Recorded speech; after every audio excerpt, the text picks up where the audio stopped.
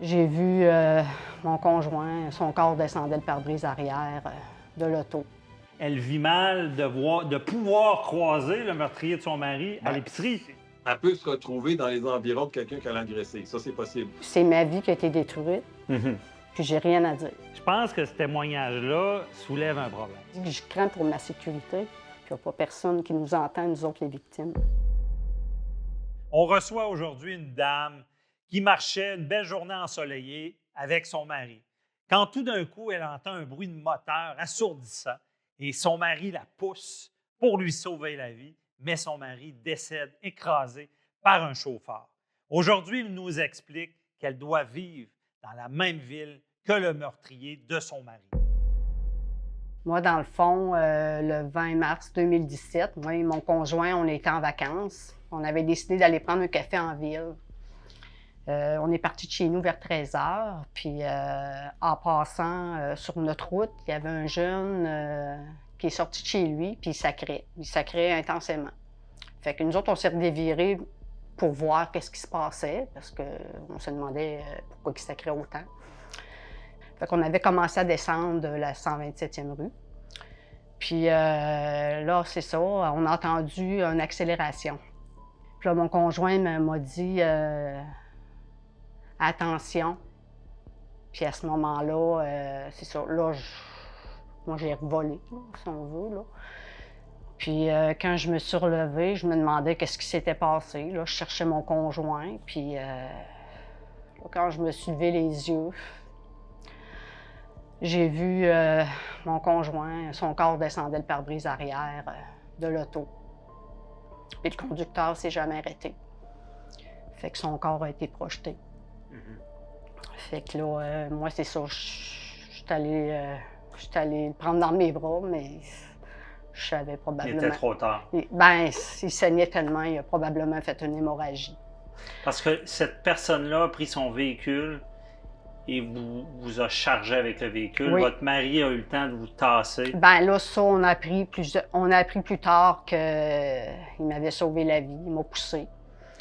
Puis les policiers sont venus démontrer que lui, dans le fond, il m'avait frappé avec son miroir. Fait que dans le fond, si mon conjoint me poussait pas, moi aussi, je perdais la vie. Je comprends. Dans cet événement-là. Mais au final, il est accusé de meurtre. Oui. De votre mari Et tentative de meurtre. tentative de meurtre vis-à-vis de vous. C'est ça. Et est-ce qu'il y a eu procès? Non, il y a eu une enquête préliminaire qu'on a pu déterminer ces chefs d'accusation-là. Après ça, là, dans le fond, du côté de la défense, ils ont fait faire une expertise pour voir si l'accusé était... apte à subir le procès ou même non, capable de comprendre. S'il savait faire la différence entre le bien et le mal. Fait que le psychiatre, il est venu à la conclusion qu'il ne savait pas faire le bien et le mal. Puis du côté de la couronne, on a fait faire une expertise, nous autres aussi. Puis ça donnait le même résultat, fait qu'on n'est pas allé en procès. Mais cette personne-là, une fois qu'on est accusée de meurtre, on détermine qu'elle est non criminellement responsable. Elle se retrouve dans la nature rapidement, c'est ça, je comprends? Non, il est pris, Okay. L'accusé a été pris en charge par La commission. La commission, mais médical, par l'équipe médicale ouais. de la même ville que moi. Puis c'est ça, à ce moment-là, ben moi, c'est ça. Moi, je voulais pas qu'il s'aille dans la même ville que moi. Je craignais pour ma sécurité, puis je voulais qu'on... Mais est-ce qu'il était en liberté à ce moment-là? Non. Pas encore? Non, Okay. il était encore à l'hôpital, au centre hospitalier. L'équipe médicale, finalement, avait décidé qu'il s'en venait dans une ressource dans la même ville que moi. Et fait que, dans le fond, ils ont fait exactement le contraire de ce qu'ils nous avaient dit. Le meurtrier de votre mari, qui a fait une tentative de meurtre sur vous, se retrouve, si je comprends bien, en liberté dans la même ville que vous. Donc, vous pouvez le croiser à l'épicerie. Oui. Là. Depuis le début que je dis que je veux pas que c'est dans la même ville, ça me fait revivre mon traumatisme. À chaque fois que je le vois, à chaque audience, ça me fait revivre mon traumatisme. Mais vous êtes en train de me dire qu'il n'y a aucune mesure qui protège une victime d'une personne qui peut être relâchée dans sa ville. Il n'y a rien qui vous protège ou qui force la commission à faire que cette personne-là n'habite pas parce que vous... Absolument. La victime, elle n'a absolument rien à dire. Moi, c'est ma vie qui a été détruite, puis j'ai rien à dire. Moi, ce que je viens de dénoncer, c'est qu'il savait qu'il était malade. 2 ans avant les événements, il a fait une psychose. Il savait qu'il était malade, il était suivi en psychiatrie, il avait sa médication qu'il prenait, puis il consommait des drogues. Il y avait tous les outils en place. Pas un bon mélange. C'est ça. Il y avait tous les outils. Il a fait le choix d'arrêter tout ça. Dans le fond, c'est sa négligence envers sa maladie. Mon conjoint, dans le fond, il est décédé parce qu'il n'a pas pris ses responsabilités face à sa maladie. Moi, je ne viendrai jamais dire qu'il n'était pas malade, mais il avait une responsabilité de se faire soigner, puis il ne l'a pas fait. Qu'est-ce que vous voudriez dire aux autorités? Est-ce que c'est normal qu'on traite une victime comme ça? Bien, je pense que la victime, elle devrait avoir le droit, au moins, de dire « Moi, je ne veux plus le voir. » Je pense que ce serait un minimum de dire « Je ne veux plus qu'il habite dans la même ville que moi. » Ça me rassurerait, moi. Parce qu'en ce moment, selon les dispositions en place, c'est vous qui devriez partir de votre ville. Parce que si vous avez peur, il n'y a rien qui peut le forcer à ne pas habiter dans la même ville. C'est à vous à partir. Oui, mais pourquoi moi je partirais? C'est lui qui a fait le meurtre et la tentative de meurtre. Moi, c'est ça que depuis le début, je dis que je crains pour ma sécurité. Puis il n'y a pas personne qui nous entend, nous autres, les victimes. Donc, je suis avec mon équipe, Maître Boily, avocat d'expérience, Maître Gaïc Lemay, avocat également, et notre stagiaire, David. Vous avez entendu l'entrevue, c'est assez troublant ce qui s'est passé. Et là, par contre, on analyse tout ça. Est-ce que c'est normal que cette dame puisse se retrouver dans la même ville, peut-être dans la même épicerie que le meurtrier de son mari? Donc, on va analyser ça du côté juridique. Commençons par Maître Boily. Qu'est-ce que vous en pensez? Bien, écoutez, on comprend le désarroi de cette dame-là. C'est évident là, qu'elle a subi un choc important. On l'a vu le reportage que vous avez fait avec elle. Et évidemment, le fait qu'elle, elle aussi, a été sauvée in extremis par, évidemment, son conjoint qui a perdu la vie dans cet événement-là, c'est triste et c'est traumatisant pour elle. Évidemment, ce que je comprends, c'est que là, évidemment, c'est la commission d'examen des troubles mentaux qui est responsable. Lorsque quelqu'un est déclaré non criminellement responsable pour trouble mental, parce que, vous savez, Maître Bernier, que ça prend 2 éléments pour être condamné. Hein? L'actus reus, le fait qu'on a commis un geste criminel, et le mens rea, qui est l'élément mental, qui fait en sorte que, dans un cas où quelqu'un est déclaré non criminellement responsable, parce qu'il n'y avait pas cet élément mental-là pour pouvoir commettre le crime qui lui était, l'homicide qui était reproché, ben, le tribunal avait décidé dans ce cas-là que cet individu-là ne pouvait pas avoir le contrôle de ce mens rea, de cet élément mental. L'intention criminelle.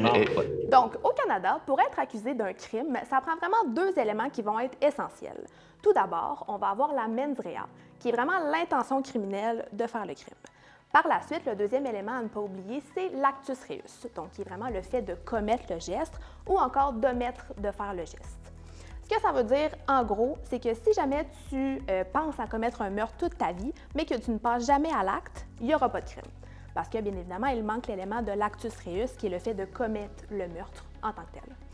Si, au contraire, tu commets le meurtre, mais que tu n'as pas eu l'intention criminelle de le commettre, qu'il y avait par exemple une déconnexion par rapport à la réalité, au même principe, on n'aura pas de crime ici, et c'est là que va rentrer la non-responsabilité criminelle. On comprend la non-responsabilité criminelle, mais pourquoi cette personne-là se retrouve dans la même ville? Non. Là, il y a un élément qu'il faut comprendre. La commission d'examen des troubles mentaux se réunit, chaque cas est étudié à tous les 12 mois. Alors, à toutes les années, il y a un comité, c'est des experts, des psychologues, des gens qui sont experts en troubles mentaux, qui vont, des médecins, etc., qui vont, psychiatres et autres, qui vont examiner le cas et examiner l'individu s'il est apte à retrouver une certaine liberté ou avoir une certaine libération. Elle peut être conditionnelle ou inconditionnelle. Bien, si le public est en sécurité. Et voilà. On favorise que les gens soient traités près de chez eux.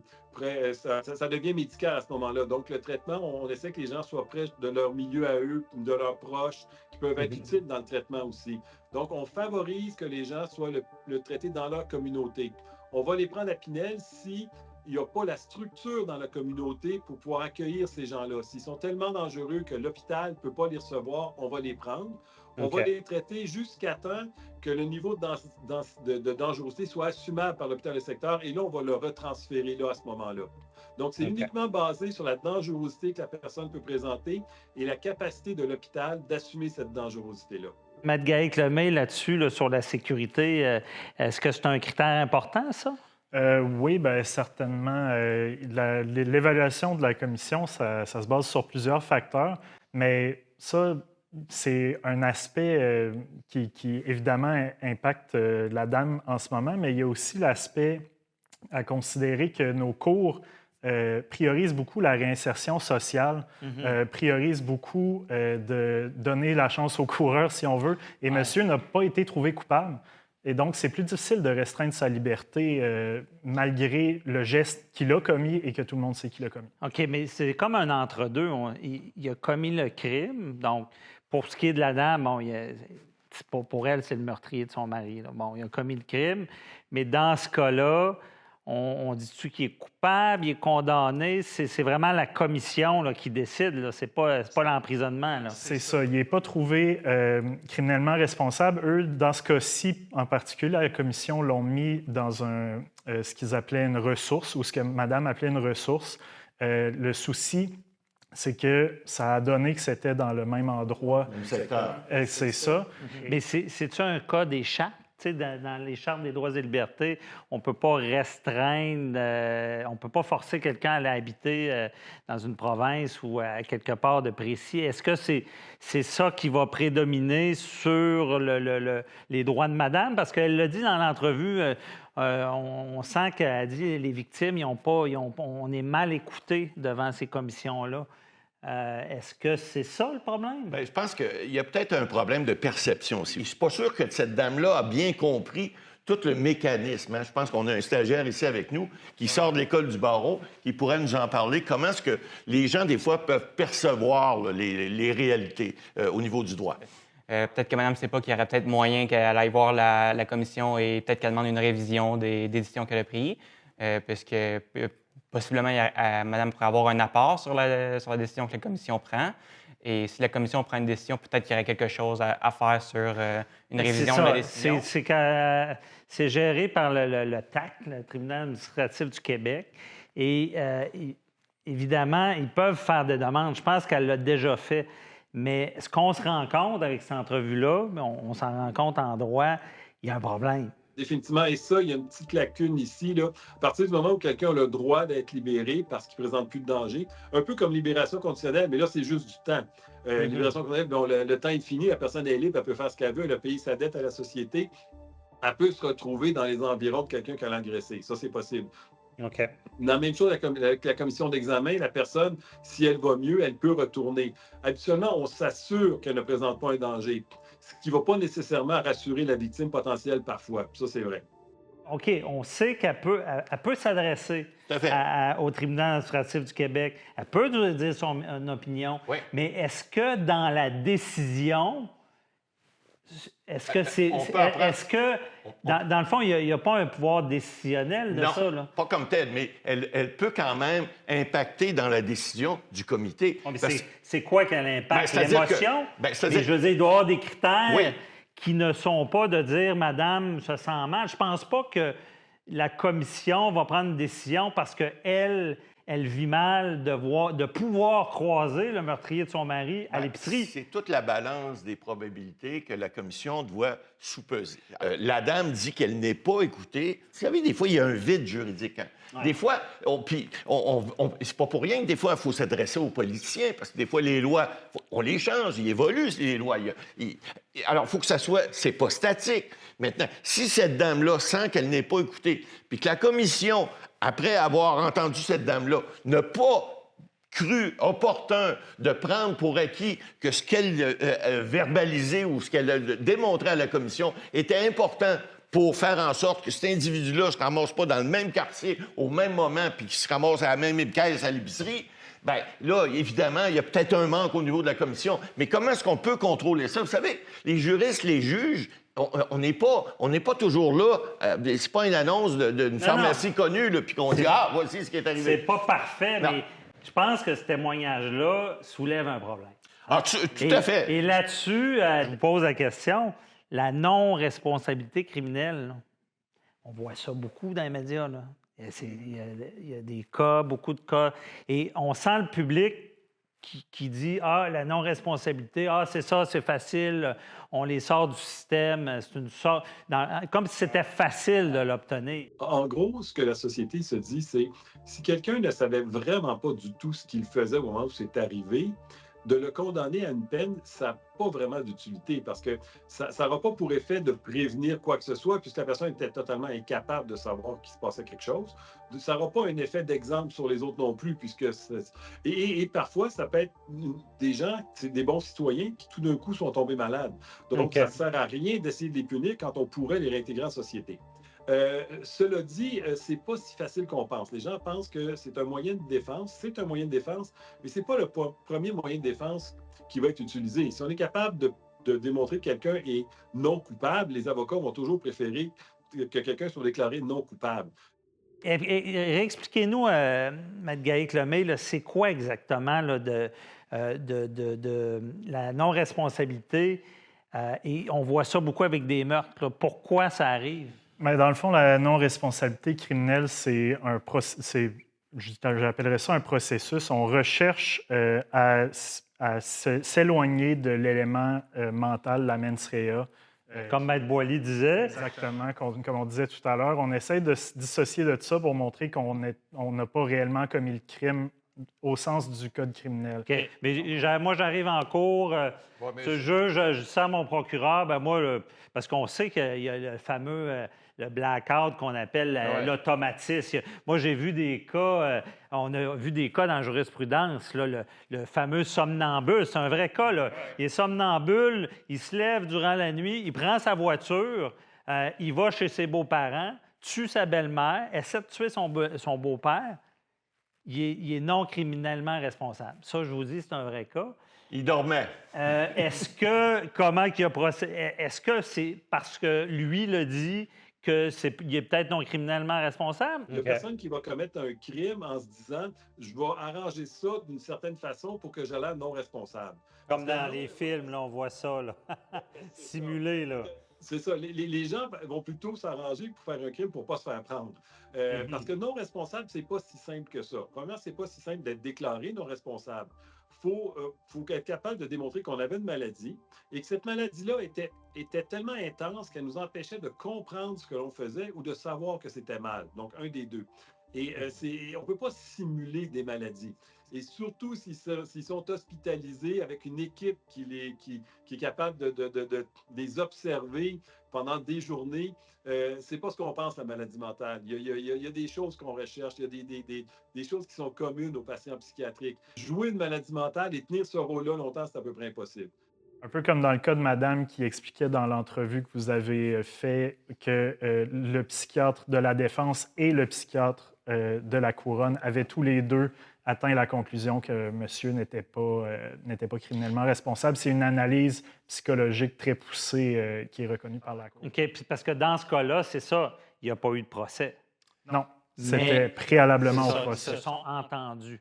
Puis des fois, je pense que c'est ça qui choque la population, que j'entends ça. Mais il y a des cas qu'il y a de la non-responsabilité criminelle, mais il y a un procès. Là.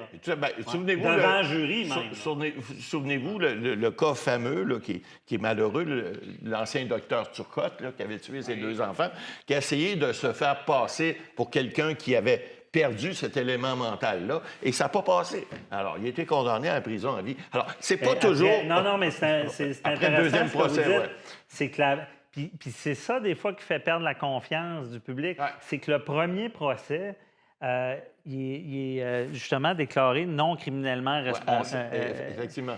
Coupable. Pas coupable, mais responsable. Mais, et là, ça va en appel. On ordonne un nouveau procès et il ne l'est pas. Fait que c'est quoi? C'est les experts qui ont... C'est la guerre d'experts qui a fonctionné une fois puis qui ne fonctionne pas l'autre fois? la vie n'est pas en noir et blanc. La vie est pleine de nuances. Il y a du gris, du noir. Mais devant les tribunaux, il faut que ça finisse noir ou que ça finisse blanc. Je ne sais pas comment dire. On est coupable, on est innocent. Fait qu'il y a beaucoup de données. Dans un dossier, il y a beaucoup d'informations, des informations d'un côté, des informations de l'autre. Ce qui fait qu'à la fin, il faut se trancher. C'est-tu plus noir ou plus blanc? Mais on peut avoir des avis différents. Mais je le répète, dans la très, très grande majorité des cas, les psychiatres sont du même avis. Il y a les experts, puis il y a les faits aussi, parce que ce docteur-là en particulier, la première fois, il avait été trouvé non criminellement responsable parce qu'il était hors de ses pensées. Il avait bu du lave-vitre, mais ce geste-là, c'est lui qui l'avait posé, et donc il y avait des enjeux de jusqu'où est-ce que sa responsabilité allait par rapport à ça pour lui-même saboter sa propre capacité à commettre le crime. C'est le même effet lorsque quelqu'un, par exemple, va ingurgiter d'alcool ou sous l'effet de drogue. Oui. On ne peut pas, à ce moment-là, mais ça, je pense qu'on comprend, parce que c'est cette image-là de dire quelqu'un est en psychose. On le dit, il faut qu'il est déconnecté au moment du geste de la réalité. Il ne fait plus la différence entre le bien et le mal. On entend ça dans les médias. Et par contre, ici, il reste que comment on rassure la population si, dans un procès, un premier procès, on est devant un jury, 12 personnes de la société, c'est ça, et qu'on arrive à les convaincre qu'il est non criminellement responsable. La logique est parce qu'on ne le condamne pas criminellement. Il ne va pas en prison parce qu'il ne savait pas ce qu'il faisait, mais après ça, on le laisse dans la société on laisse se promener dans la société comme ça. Alors qu'on vient juste de dire qu'il ne savait pas ce qu'il faisait. C'est quelqu'un qui ne connaît pas du tout ça. On est comme face à une énorme incohérence. Ça peut mal paraître, mais je rassure tout le monde, c'est qu'il reste que la commission des troubles mentaux, il y a des gens qui sont non criminellement responsables et vont passer toute leur vie, pas en prison, mais internés. Donc, ils ne sortiront pas, ils ne seront pas un danger. Mais c'est quand même, quand on parle de la dame, c'est un peu ce qu'elle dit, c'est qu'elle peut le recroiser. Je veux dire... Ouais, c'est troublant lorsqu'on entend puis on comprend le cri du cœur. Elle a vécu quelque chose qui est épouvantable. Et puis là, elle revit ça à chaque fois. Là, puis là, en plus que là, il semble-t-il que cette personne-là, cet individu-là, peut avoir certaines libertés. Donc, on comprend la situation, mais il faut comprendre aussi le mécanisme de cette commission-là, puis comprendre aussi que l'objectif, mon collègue en a parlé tout à l'heure, l'objectif de la loi, c'est toujours la réhabilitation. On est ici, c'est ce qu'on a choisi. Hein? En Chine, c'est pas pareil. Hein? Je veux dire, eux autres, le procès dure une demi-heure, puis bonsoir, puis t'es condamné à mort, puis il envoie la facture de la balle. Il envoie la facture de la balle à la famille 2 jours après. Alors, on n'est pas comme ça ici. C'est pas le régime qu'on a choisi. On a choisi un système ici où on dit si quelqu'un n'a pas le mens rea, n'a pas l'élément mental et n'est pas déclaré criminellement responsable, bien, on a décidé qu'il y a une commission qui allait évaluer à tous les 12 mois sa position, voir si on peut... Puis vous l'avez dit tout à l'heure, il y en a qui ne sortiront jamais des hôpitaux psychiatriques. Ils vont le garder parce qu'ils ne sont pas capables d'être traités, ils ne sont pas capables de se comporter en société comme s'il était quelqu'un qui était capable de se contrôler. La dame le dit d'ailleurs dans l'entrevue. Elle dit comment se fait que cet individu-là n'a pas pris ses médicaments alors qu'il était sous médication? C'est un autre problème. Mais est-ce qu'il va recommencer? C'est troublant, effectivement. Ça, c'est une autre question. C'est ça. Qu'arrive-t-il à quelqu'un qui tombe dans cette psychose-là et qui perd le contact avec la réalité, qui ne fait plus la différence entre le bien et le mal, comme tous les critères, mais c'est causé parce qu'il ne prend pas sa médication. Voilà, c'est un autre problème. Il prend une drogue. Mais je pense que la drogue, ça passe pas. Là. Non, c'est ça, la drogue. On appelle ça l'intoxication volontaire. Ça avait été changé après, justement, le code Turcotte, il me semble. OK, c'est ça. La loi avait été changée. Donc, quand tu t'intoxiques...